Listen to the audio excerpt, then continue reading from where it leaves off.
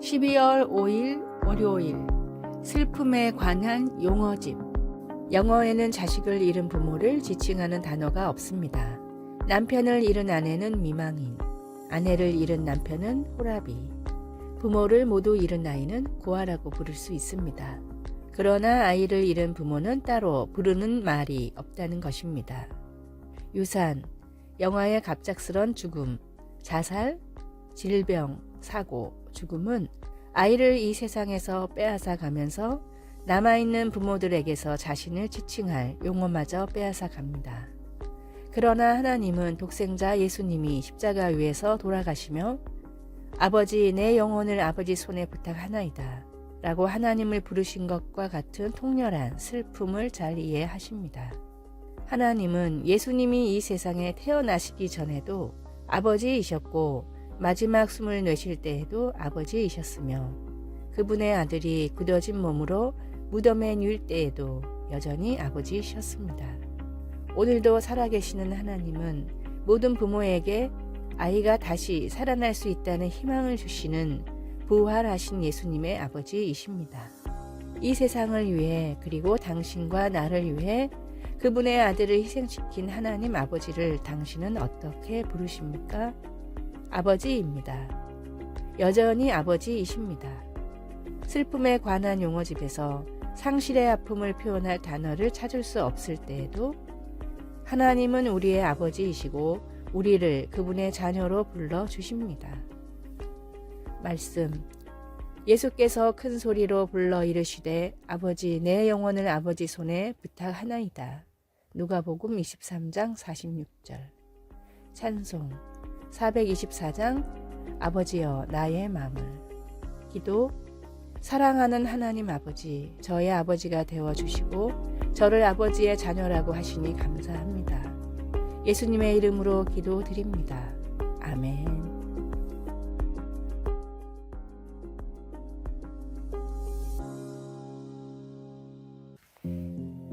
12월 6일 화요일 마음을 움직인 $20. 미국 캔자스시티의 사업이 망해서 노숙자가 된 스튜어트라는 남자가 있었습니다. 그는 추운 크리스마스에 도저히 배고픔을 참을 수 없어 식당에 들어가 닥치는 대로 음식을 시켜 먹었습니다. 그리고 지갑을 잃어버린 척 연기를 했지만 누가 봐도 노숙자의 핑계로만 보였습니다. 그러나 이 모습을 딱하게 본 식당의 주방장은 바닥에 당신 돈이 떨어졌다며 $20를 건넸습니다. 주방장은 $20를 주며 내가 떨어뜨린 돈이라고 했지만 난 내 돈 아니라는 걸 알고 있었습니다. 그 일을 계기로 어려운 이웃을 돕기로 결심한 스튜어트는 케이블 TV와 통신 사업으로 큰 돈을 벌면서 연말이면 거리에서 지폐를 나눠주기 시작했습니다.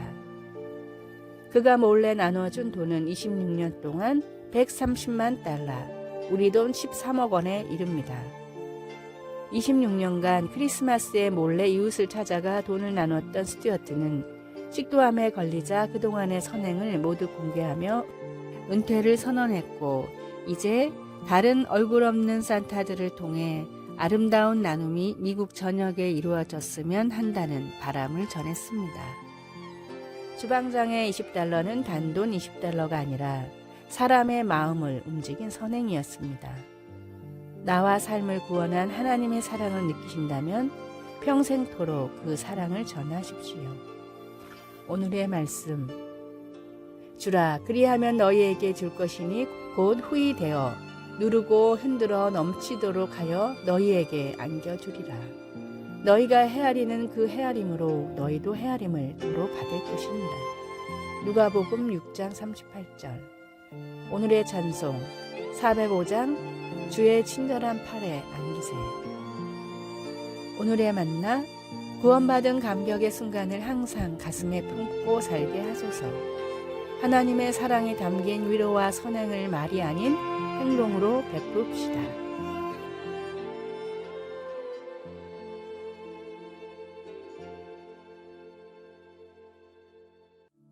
12월 7일 수요일, 교회 공동체는 필요합니다. 요즘은 세상이 변하여 정기적으로 교회에 출석하는 교인의 수가 예전과 같지 않습니다. 왜 그럴까 하는 의문이 바로 떠오릅니다. 그에 대한 답은 많고 다양하지만 작가 캐슬리 노리스는 우리는 왜 교회에 갈까? 라는 질문에 어느 목사님이 주신 답 하나로 여러 답을 대신합니다. 그는 우리는 다른 사람들을 위해서 교회에 갑니다.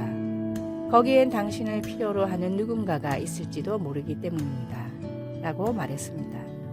물론 이것이 우리가 교회에 가는 유일한 이유는 결코 아니지만 그의 대답은 히브리서의 마음과 일치하고 있습니다.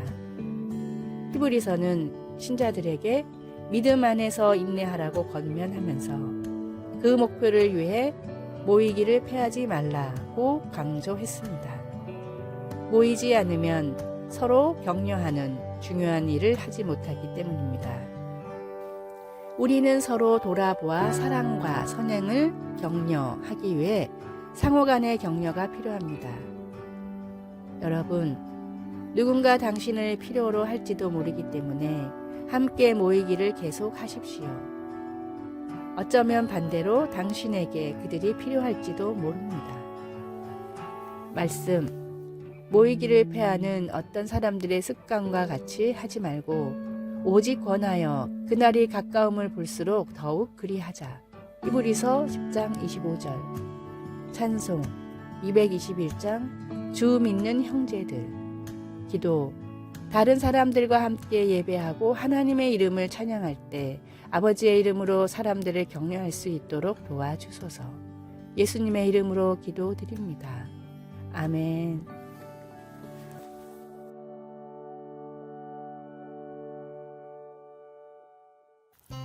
12월 28일 목요일, 그리스도인의 자기소개.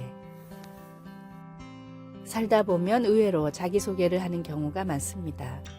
우리는 대부분 자신의 직업이나 나이, 사는 곳을 말하게 되는데 18초 자기소개법이라는 책에는 이런 방법들이 무조건 피해야 할 잘못된 자기소개라고 나와 있습니다. 다음은 이 책이 설명하는 제대로 된 자기소개에 들어가야 할 3가지 사항입니다. 첫째, 내가 제공할 미래. 나에게 상대방이 기대할 수 있는 것이 무엇인지 들어가야 합니다. 둘째, 실적. 내가 이룬 과거 실적의 토대가 있어야 미래를 설명할 수 있습니다. 셋째, 듣는 이에게 바라는 행동. 내가 듣는 이에게 기대하는 행동이 들어가야 합니다.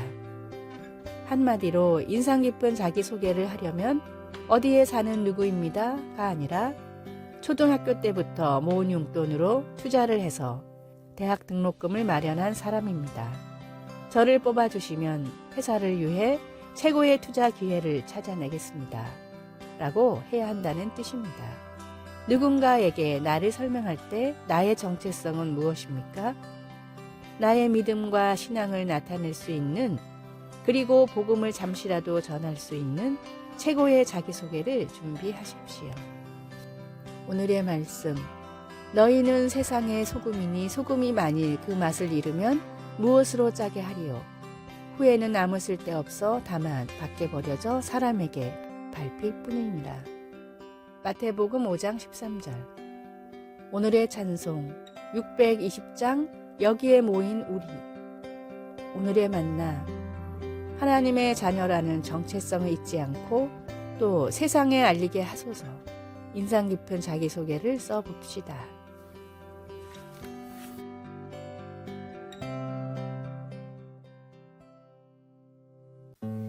(12월 9일) 금요일, 지금 세대.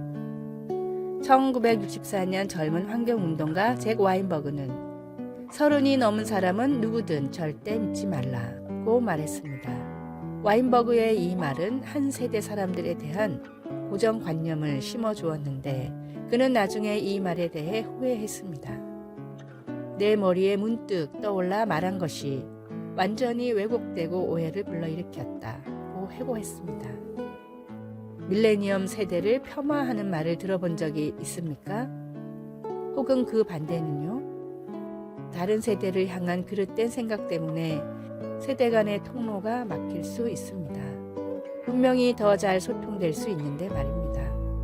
히스기야는 훌륭한 왕이었지만 다음 세대에 대해서는 관심이 부족했습니다. 젊은 시절 히스기야가 불치병에 걸렸을 때 그는 하나님께 살려달라고 부르짖었습니다.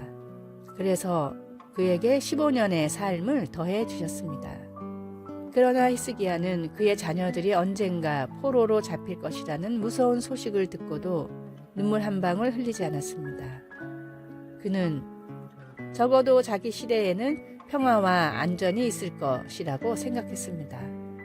히스기야는 자신의 안위에 쏟은 열정을 다음 세대를 위해서는 보여주지 못한 것 같습니다. 하나님은 우리를 나누는 세대 간의 벽을 넘어 사랑하라고 하십니다.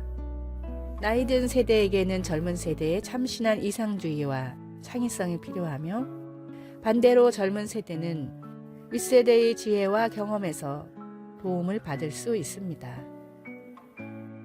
말씀. 히스기야가 낯을 벽으로 향하고 여호와께 기도하여 이르되. 열왕기하 20장 2절. 찬송. 225장 실로암 샘물가의 핀. 기도. 하나님 아버지, 나와는 다른 세대들을 존중하며 소통하게 하소서. 예수님의 이름으로 기도드립니다. 아멘.